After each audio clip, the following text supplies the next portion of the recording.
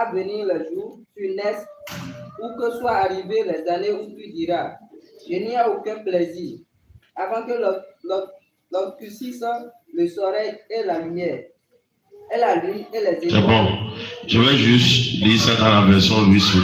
Il dit, mais souviens-toi de ton Créateur pendant les jours de ta jeunesse, avant que les jours mauvais arrivent et que les années approchent où tu diras, je n'y prends point de plaisir. Ça veut dire qu'il y a des années qui arrivent devant.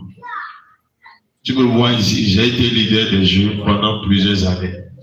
Amen. Dans les années 2014, 2015, j'étais leader des jeunes à l'église. Et ce verset-là, j'avais utilisé ça pour faire une exhortation, quoi. Je n'ai jamais oublié. Et je leur disais, aujourd'hui, nous sommes tous jeunes, nous sommes tous ensemble. Mais c'est ce que chacun va faire de sa relation avec Dieu. C'est ça qui va déterminer qui sera demain dans son foyer et dans l'avenir. Que les temps arrivent devant, où ce que nous, nos parents ont vécu en tant que difficulté, problème, ce sera multiplié. Les problèmes auxquels notre génération va faire face sera plus dense, sera plus fort que ce que nos parents ont vécu en leur temps.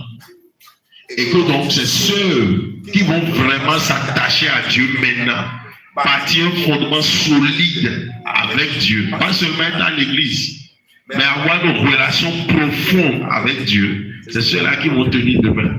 Parce que les vents vont souffler. Et aujourd'hui, les vents sont en train de souffler. Plus de 10 ans après, les vents sont en train de souffler. Gloire à Jésus. Et j'ai vu, pendant que moi je faisais ça, j'ai vu beaucoup de jeunes pendant ce processus-là, beaucoup sont tombés en chemin. Tu ne tomberas pas. Parce qu'au moment où on en parlait, beaucoup disaient non, était un plomb. Comme beaucoup disent aujourd'hui, était un plomb. C'est ce que lui veut nous dire. Or, ce n'est pas l'âge, mais c'est la maturité spirituelle dans les choses de Dieu. C'est ça qui fait la différence. Gloire à Jésus. Je prie pour toi, tu ne tomberas pas. Donc la période où tu es maintenant, c'est la période où tu dois te bâtir. Comme je vous ai toujours dit ici, moi j'ai eu le privilège très tôt d'être éduqué dans la parole de Dieu. Peut-être certains parmi vous, vous n'avez pas eu cette opportunité. Donc vous êtes à l'église maintenant, vous avez cet âge, c'est une opportunité que vous avez. Une très grande opportunité. Parce qu'il y a des personnes âgées aujourd'hui qui se disent, si j'avais connu ces choses tôt, il y a certains choix que je n'aurais pas fait. Là où toi tu es maintenant, tu as encore la possibilité de faire les bons choix pour ta vie, pour ton avenir. Et donc, si tu négliges ce qui est dit maintenant, un temps va venir où tu vas vouloir faire ces choses-là, mais tu ne pourras pas. Le Père a dit, avant que les jours mauvais arrivent, et que tu ne dises, je ne prends point plaisir. Pas dire qu'il y a les jours là qui vont venir. Mais c'est quand tu es encore dans la jeunesse maintenant que tu dois chercher Dieu, aller en profondeur avec Dieu. Et notre verset le dit clairement, notre verset de base des années 60, il dit lève-toi. Lève-toi. Quand on dit lève-toi, ça veut dire que tu as une responsabilité. Pour que tu pries, tu dois te lever d'abord.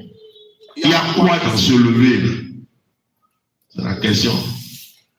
Quand la Bible te dit lève-toi et sois éclairé, ou bien et prie, ça veut dire qu'avant de prier, tu dois te lever. Et se lever suppose prendre tes responsabilités. Autrement dit, Dieu ne te dit pas là. Il y a des choses que toi tu dois faire pour que ta vie puisse briller. Car ta lumière arrive et la gloire de l'Éternel se lève sur toi. Donc, pour que la gloire vienne, pour que la lumière luise, tu dois d'abord te lever. Et c'est sur la partie se lever là que je vais me focaliser dans les 3 jours. Quand on dit la gloire arrive, la lumière arrive. Quand on dit la lumière, quand quelqu'un brille là, il reflète la lumière. Oui ou non? Quand on dit quelqu'un